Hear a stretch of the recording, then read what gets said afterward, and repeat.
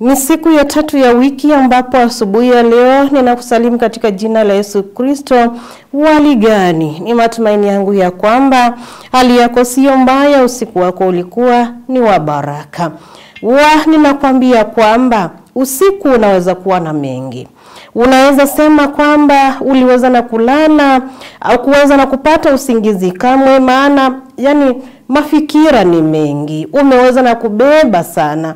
Unafikiria mengi ambapo unafikia wakati mmoja unasema kwamba sijui mbona haya yote yaweze na kunipata. Sijui nimeweza na kuamka katika uso wa dunia nikaweza na kufanya nini. Lakini asubuhi ya leo ninakunjulisha na kukukumbusha kwamba ona asubuhi yako, ona siku yako ikiwa ni ya baraka. Jitamkie baraka. Usiku unaweza kuwa na mengi. Usiku unaweza kuwa ni wakilio, lakini asubuhi yake furaha ikabisha katika mlango wako. Hivyo basi endelea na kumtumainia Mwenyezi Mungu. Ona Mwenyezi Mungu akiwa anakupenda zaidi. Ona Mwenyezi Mungu akiwa amekufikia, akiwa ameajibu maombi yako. Kile ambacho utajiita, kile ambacho utaweza na kujitamkia, hakika kitaweza na kutendeka kwako. Hivyo basi karibu sana katika kipindi cha manyunyu ya baraka, tukaweza na kuendelea kunyunyiziwa hizo baraka pamoja kupitia neno la Mwenyezi Mungu ambalo tunaletewa na mtumishi wake Pastor Ruth Sami kutoka kanisa la ABC Katangi kwa katika uongozi wa Wamunyu Pastorate Machakos Sub-Headquarters. Karibu sana, tuendelee na kubarikiwa pamoja. Naomba kuwasalimu watazamaji wa Undugu TV katika jina la Yesu Kristo. Hamjambo na mesijambo. Imepata siku ingine ya 3 ambayo tutaweza kusemezana neno la Mungu, na wakaribisha diposa tuweze kuenda pamoja na neno la Mungu liweze kututia nguvu. Basi kwa heshima ya Mungu naomba kusoma katika kitabu cha Matendo ya Mitume sura na ni sura ya kwanza. Takaposoma mstari wa 12 na 14, na maandiko haya yanasema katika jina la Yesu, kisema hivi: kisha wakarudi kwenda Yerusalemu kutoka mlima ulioitwa wa Mizeituni, ulio karibu na Yerusalemu, wapata mwendo wa Sabato. Hata walipoingia wakapanda orofani.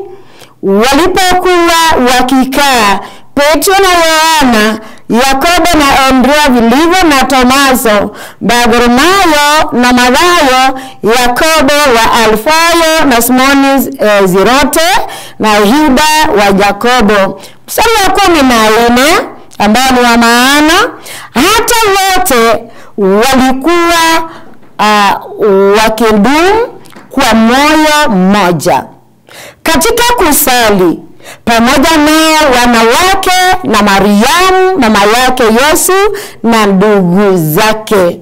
Hayo maandiko ninaomba tukiyapata tuweze kuomba. Basi asante Mungu Baba, manake mwingi wa rehema.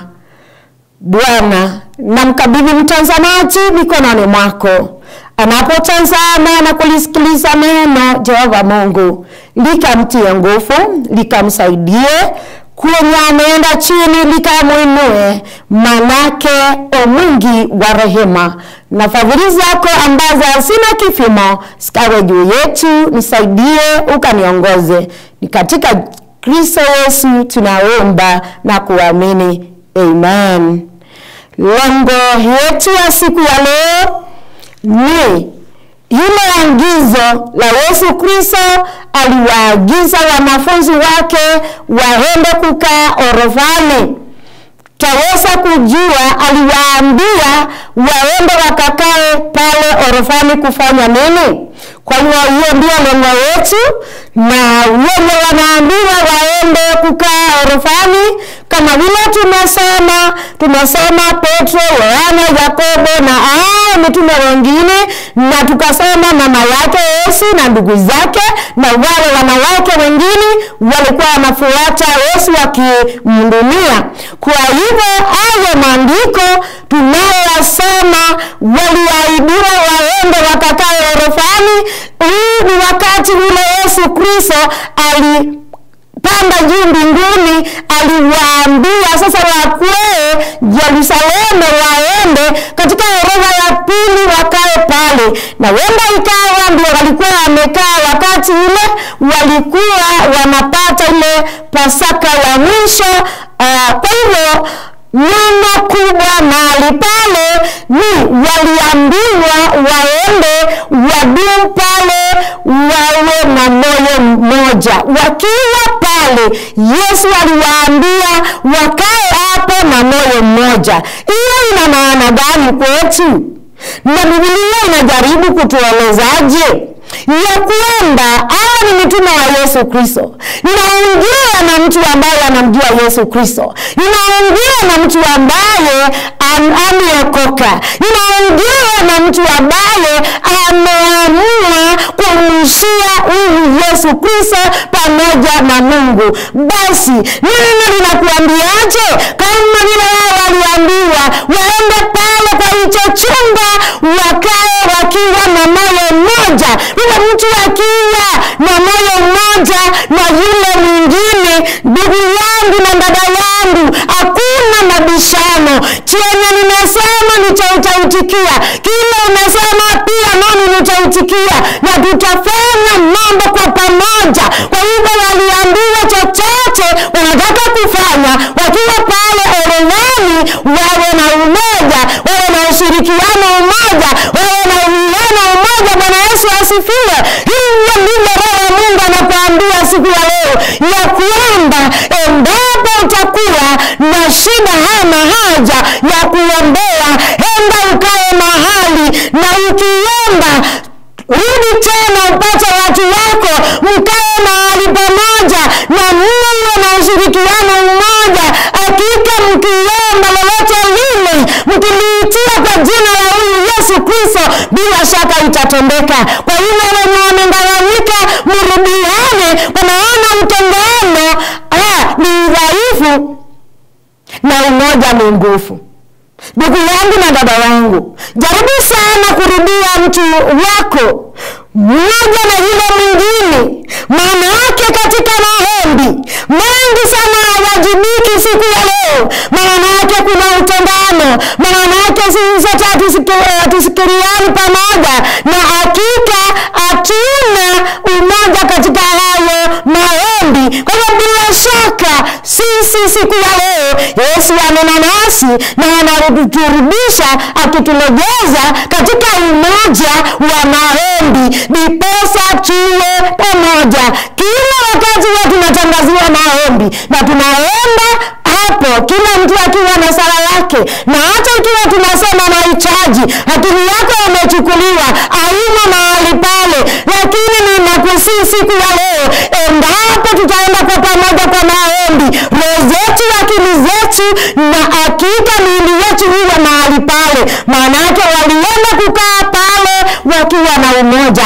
Jambo la pili linatuambia ya kwamba walipoenda kukaa pale, lengo kubwa walikuwa wanaenda kusali.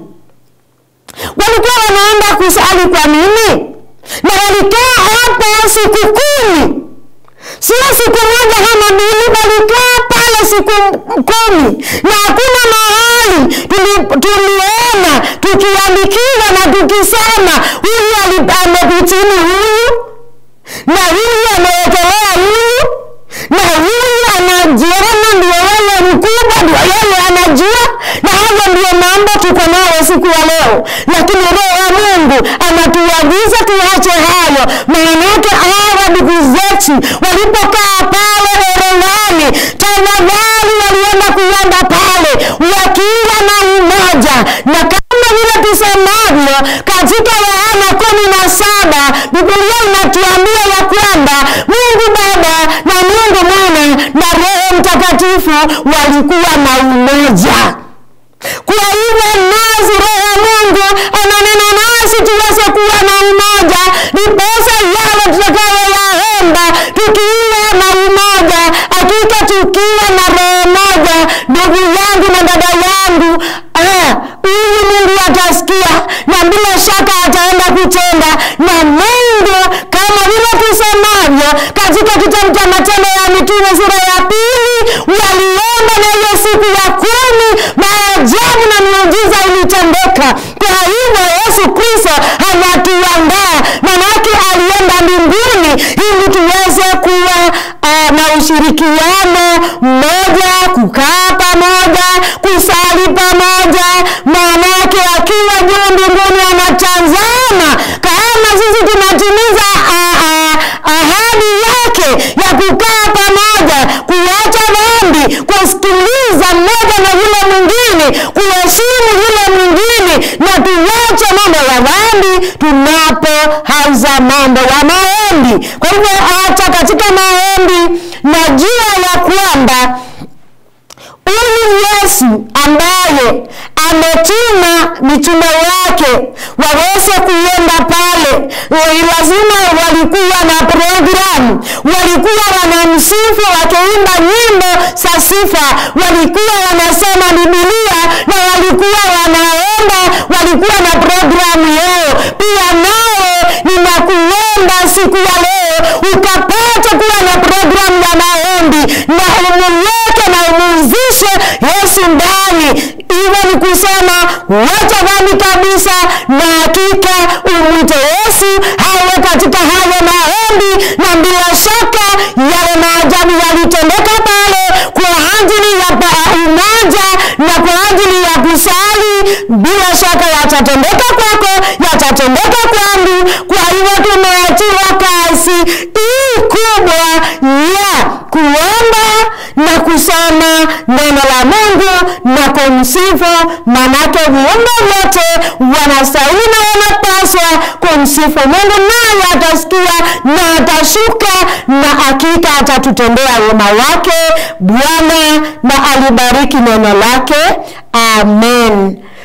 Asante Yesu, ni kwa ajili ya agizo lako la kukaa katika maombi. Walioenda orodhani walikaa katika umoja na wakasali pamoja. Ilifikia wakati ukasikia dua zao ukajibu, na hakika ukawatumia yule msaidizi.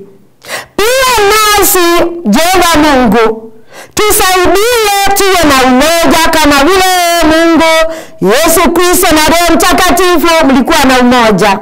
Unatutazamia mtu kwa yule mwingine.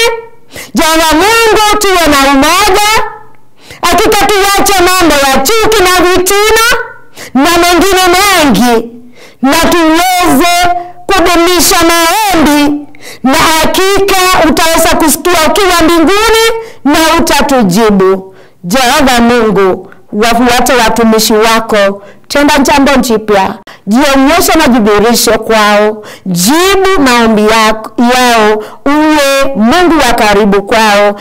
Endapo wataona yote ukiyatekeleza, kumbusha roho zao kusema ni asante na honda yote, na ni kwa ajili ya Yesu Kristo tunaomba na kuamini. Amen. Shalom. Asubuhi ya leo tumeweza na kujua kwamba kulikuwa na agizo la kukaa orofani pale, wakingojea waone yale ambayo walikuwa wameahidiwa. Wakati ambapo walikuwa wamekaa pale, hawa mitume walizidi na kuomba kwa pamoja, walikaa wakiwa na umoja, walikuwa wanasali wakiwa kimoja. Hauwezi ukawa na umoja na watu wale wengine bila upendo. So inaonekana kwamba vile ambavyo walikuwa na umoja, upendo ulikuwa umedumu, ama ulikuwa katikati yao, wakasali pamoja. Na kwa sababu ya umoja wakaweza na kuona wakinjibiwa, wakaweza na kuona yale ambayo walikuwa wameahidiwa yakitendeka kwao, yakiwa yanatimizwa kwao. Hivyo basi ndio sababu mtumishi wa Mwenyezi Mungu akaweza na kutuhimiza kwamba tukae na umoja, tuwe na umoja kila mahali, kutoka katika nyumba yako kuenda hata katika maeneo yako ya kazi, mahali popote pale unakaa na wale wengine. Yani kuwe tu na umoja. Maana wakati ambapo kuna umoja, hata Mwenyezi Mungu hufanya kazi ndani ya hao watu, kwa sababu umoja yani unazaliwa na upendo. Maana hao watu ambao wanakaa wakiwa na umoja, lazima kuweko na upendo. Na hapo Mwenyezi Mungu wafurahia, na hapo Mwenyezi Mungu hata yani ufikia hao watu. Angalia, uwe na upendo, uwe na umoja na wale wengine. Mpaka mtumishi wa Mwenyezi Mungu akaweza na kutukumbusha kwamba umoja ni nguvu, utengano ni udhaifu. Ninakutakia wakati mwema, siku njema. Mwenyezi Mungu atembee pamoja nawe. Mwenyezi Mungu akukumbuke na neema yake ikutoshe. Bye bye.